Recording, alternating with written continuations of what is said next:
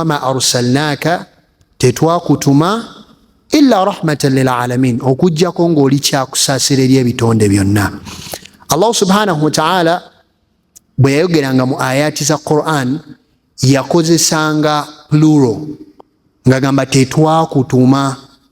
Wa idh qulna lil malaikati isjudu li adama fasajadu, jukira bwe twagamba zimalaika zivunamire Adam illa iblisa aba, iblis nagaana.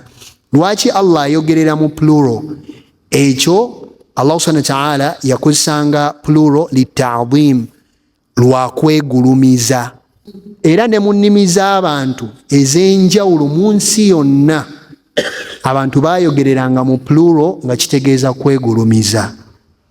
Olaba n'ewaka bwe twali nga abato nga maama banyongeze kunva, si bwe kiri? Banyongeze noyogerera muki? Mu plural. Tosobola kusanga musajja mukulu n'omugamba wasuza otya, okujjako ebiseera bino olulimi lugenze lwonooneka, naye obuuza mwasuze mutya, si bwe kiri banange?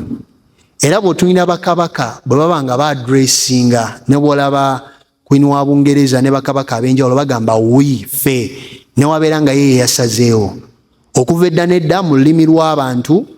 Era Allah subhanahu wa ta'ala yassa Quran mu lulimi olutegeerekeko obulungi. Kyova olaba yagambanga wa idh qulna, jukira bwe twagamba. Tegereka bulungi nga ekyakikola lita'dhim, nga kikola lwakwegulumiza yengani yenga Allah, wabula takyogera lwakuba nti ayina abe yasalawo nabo oba ekintu kyonna ekigwa mu kkowa eryo.